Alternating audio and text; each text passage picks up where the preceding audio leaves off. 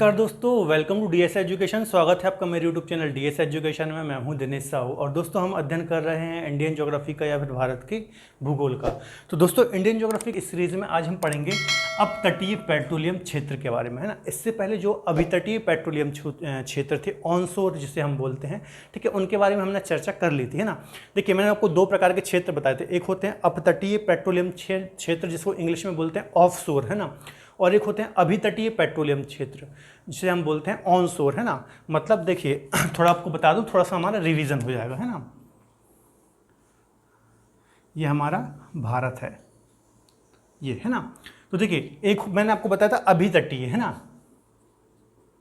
अभितटीय, इसको क्या बोलते हैं, ऑन शोर, है ना। और एक होता है अपतटीय, अपतटीय इसको बोलते हैं ऑफ शोर, है ना।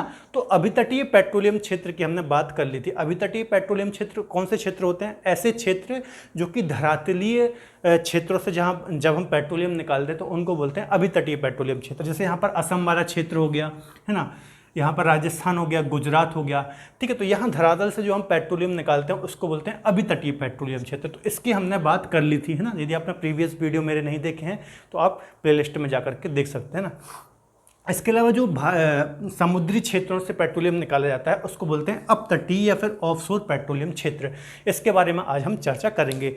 जैसे बॉम्बे आई हो गया, है ना, बसीन हो गया। इसके अलावा यहाँ पर भी कुछ हैं, है ना, गोदावरी और कृष्णा डेल्टा पर, यहाँ पर कावेरी डेल्टा पर। तो इसकी आज हम बात करेंगे। चलिए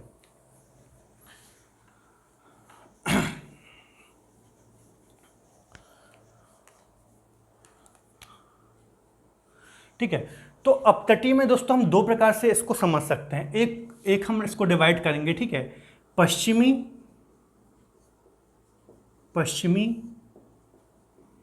अपतटीय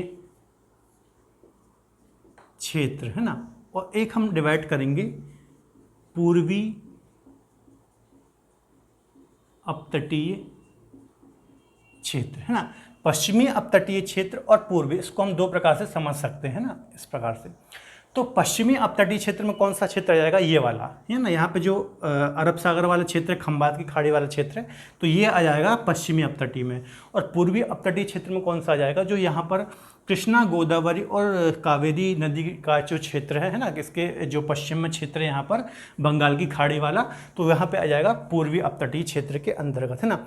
इसमें कौन कौन से आ जाएंगे? इसमें आ जाएगा आलिया बेट, हमें पढ़ना है ना, आलिया बेट, ठीक है। आलिया बेट कहाँ है? यहाँ पे आप देखेंगे खंबात की खाड़ी है ना, यहाँ पर, यहीं पर है आलिया बेट, आलिया बेट, है ना। दूसरा आप पढ़ेंगे बॉम्बे हाई, बॉम्बे हाई, है ना। बॉम्बे हाई भी कहाँ पर है? यहाँ पर मुंबई है और यहीं पर एक क्षेत्र, बड़े क्षेत्र फैला हुआ है, बॉम्बे हाई, बॉम्बे हाई, जहाँ से बहुत बड़ी मात्रा में प्रोडक्शन होता है ना, बॉम्बे हाई। और एक और नया क्षेत्र इसी के दक्षिण में, बॉम्बे हाई के दक्षिण में एक नया क्षेत्र खोजा गया है, यहीं पर इसी के दक्षिण में बसीन, बसीन क्षेत्र, है ना, बसीन, बसीन क्षेत्र, ठीक है। तो ये हो गए हमारे पश्चिमी अपतटीय पेट्रोलियम क्षेत्र। एक हो गया आलिया बेट, ये कहाँ पर है? खंबात की खाड़ी कर पर स्थित है, यहाँ पर, है ना। खंबात की खाड़ी है यहाँ पर, जहाँ पर नर्मदा नदी, ताप्ती नदी वगैरह गिरती हैं, ठीक है। तो यहाँ पर है आलिया बेट क्षेत्र, ठीक है। तो ये आपको याद रखना है, ठीक है। आप यहाँ पे एक पॉइंट लिख सकते हैं कि खंबात की खाड़ी में स्थित है।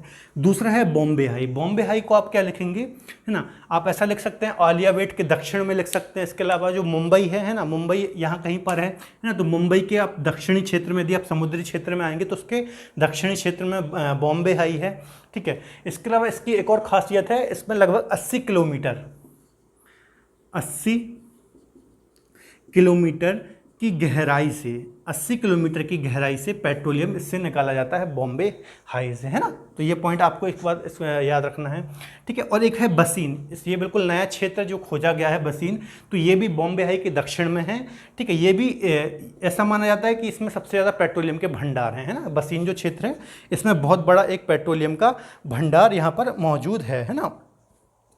चलिए इसके अलावा एक पॉइंट और आप लिख लेना, जो बॉम्बे हाई है यहाँ पर, यहाँ से लगभग ये लगभग 2500 वर्ग किलोमीटर क्षेत्रफल पर फैला हुआ है ना बॉम्बे हाई। तो ये 3 क्षेत्र आपको याद रखना है, ठीक है। इसका स्वामित्व किसके पास रहता है? केंद्र सरकार के पास, है ना। ये किसी राज्य के अंडर नहीं आएंगे, इनका जो स्वामित्व रहेगा किसके पास रहेगा? केंद्र सरकार के पास, है ना। मैंने आपको पहले बताया था यदि किसी राज्य से पेट्रोलियम निकल रहा है तो उसका स्वामित्व राज्य सरकार के पास रहता है, परंतु अपतटीय क्षेत्र, समुद्री क्षेत्र से यदि पेट्रोलियम निकल रहा है तो उसका स्वामित्व केंद्र सरकार के पास रहता है ना। तो आपको बात समझ में आ गई होगी।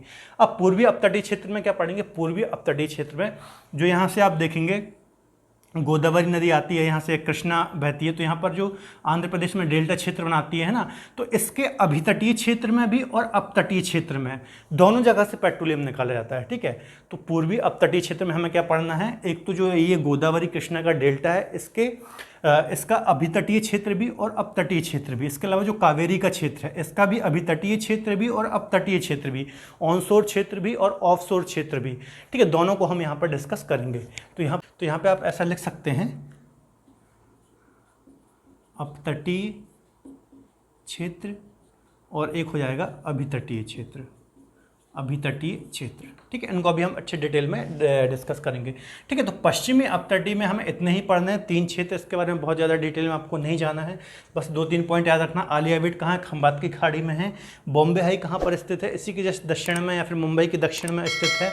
एवं यहाँ से क्या 80 किलोमीटर की गहराई से तेल निकाला जाता है ना। और एक और है बसीन। बसीन कहाँ पर है? बॉम्बे हाई के दक्षिण में। ऐसा माना जाता है कि यहाँ पर सर्वाधिक भंडार हैं तेल के, है ना। इसके अलावा यहाँ से जो तेल निकाला जाता है वो लगभग 1900 मीटर की गहराई से, एक पॉइंट आप और यहाँ पर ऐड कर लेना, लगभग 1900 मीटर की गहराई से यहाँ पर तेल निकाला जाता है, ठीक है। तो ये इतने पॉइंट आप इसमें लिख लीजिएगा। हम अब डिस्कस करते हैं ये अपतटीय क्षेत्र है जो पूर्वी, यहाँ पे हम डिस्कस करते हैं इसको, है ना। पूर्वी अपतटीय क्षेत्र,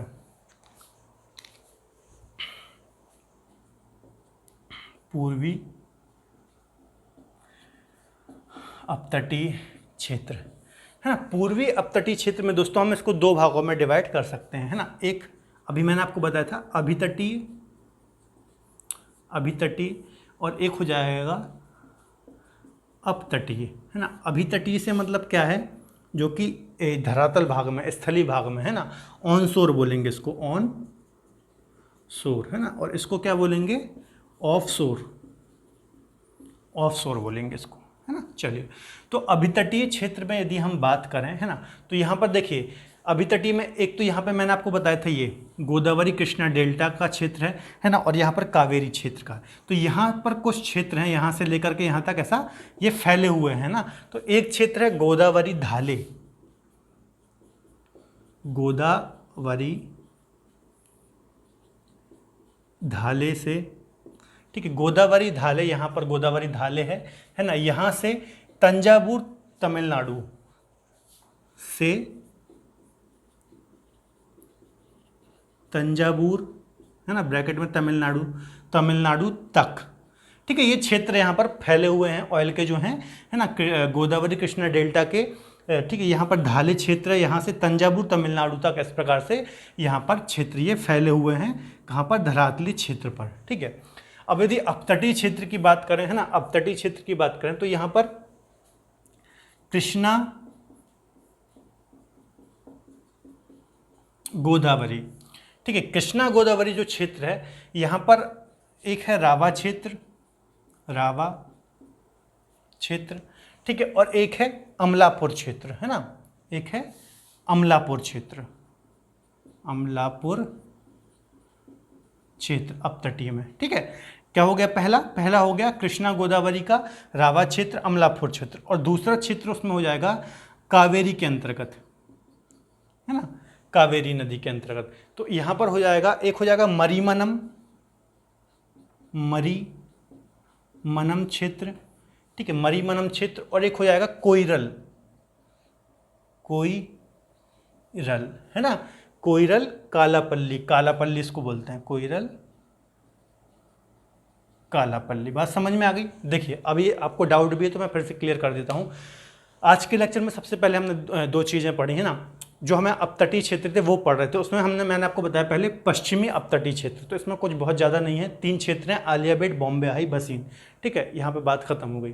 फिर हमने बात की पूर्वी अपतटीय क्षेत्र। पूर्वी अपतटीय क्षेत्र से मतलब है जो यहाँ पर समुद्री वाले क्षेत्र में मिलते हैं तेल के क्षेत्र, वो वाले, ठीक है। लेकिन चूंकि यहाँ पर अपतटीय क्षेत्र और अभितटीय क्षेत्र दोनों आसपास में काफ़ी सारे क्षेत्र हैं, ठीक है, तो इनको हमने दो भागों में डिवाइड कर लिया, एक अभितटीय हो गया, एक अपतटीय हो गया। किसके अंतर्गत? पूर्वी अपतटीय के अंतर्गत, है ना। मतलब ये पूरा क्षेत्र हम पढ़ रहे हैं, ये वाला, यहाँ का धरातलीय क्षेत्र भी और समुद्री क्षेत्र भी, ठीक है। तो पहले हमने अभितटीय के अंतर्गत मतलब जो धरातल पर स्थित है उसमें हमने देखा गोदावरी धाले से लेकर के तंजावुर तमिलनाडु तक अनेक क्षेत्र यहाँ पर फैले हुए हैं, यहाँ से लेकर के यहाँ तक कुछ क्षेत्र यहाँ पर फैले हुए हैं, है ना। फिर हमने देखा अपतटीय क्षेत्र, ऑफशोर क्षेत्र, इसमें हमने पहला देखा कृष्णा गोदावरी के अंतर्गत रावा क्षेत्र और अमलापुर क्षेत्र, है ना, यहाँ पर, यहाँ कहीं पे होगा, यहाँ पर, ठीक है। आप बना लीजिएगा मैप में। और एक हो गया कावेरी, कावेरी में मरीमनम, ठीक है, और कोइरल कालापल्ली, ये क्षेत्र।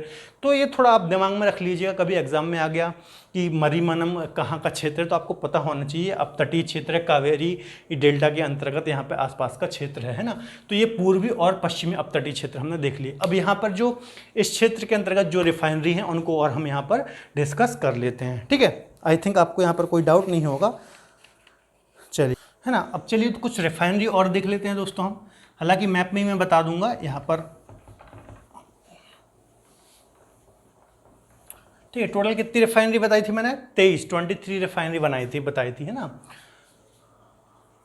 उसमें से इस क्षेत्र की जो है वो और आज हम पढ़ लेते हैं।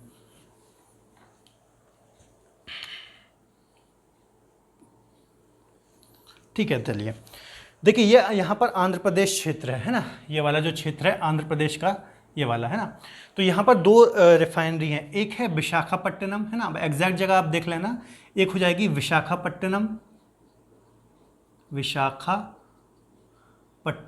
रिफाइनरी हो जाएगी एक, है ना। एक और यहाँ पर है तातीपाका, ठीक है, तातीपाका, ठीक है, तातीपाका। ये दोनों कहाँ पर है? आंध्र प्रदेश वाले क्षेत्र पर, है ना, आंध्र प्रदेश। एक हो गई विशाखापट्टनम, एक हो गई तातीपाका, है ना, रिफाइनरी। इसके अलावा फिर आप नीचे आ जाएंगे, यहाँ पर जो तमिलनाडु वाला क्षेत्र है तो यहाँ पर भी दो है, एक तो है चेन्नई, ठीक है, एक है चेन्नई रिफाइनरी यहाँ पर, है ना, और एक है मनाली रिफाइनरी, यहीं पर तमिलनाडु पर है मनाली रिफाइनरी, है ना, मनाली रिफाइनरी, ठीक है। एक होगी चेन्नई और एक होगी मनाली, ठीक है। कौन कौन सी हो गई? आंध्र प्रदेश में दो देख लिया हमने, एक विशाखापट्टनम हो गई, तातीपाका हो गई, इसके अलावा मनाली और चेन्नई कहाँ पर हो गई? चेन्नई में, है ना, तमिलनाडु में। एक यहाँ पर है केरल में है, एक कोच्चि,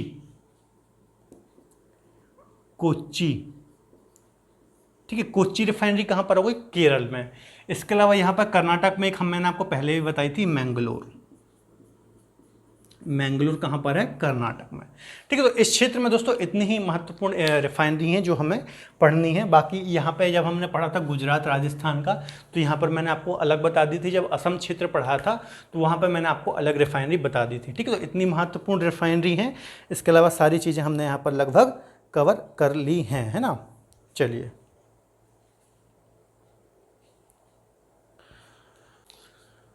तो दोस्तों आज के लिए इतना ही, है ना। यदि आपको कोई भी डाउट है तो आप मुझसे कमेंट बॉक्स में जुड़ सकते हैं। तो यदि आपको आज का लेक्चर पसंद आए तो प्लीज़ वीडियो को लाइक करें और हमारे चैनल को सब्सक्राइब करें, है ना। तो अपना ख्याल करें, मिलते हैं एक बेहतर लेक्चर में, तब तक के लिए धन्यवाद, जय हिंद।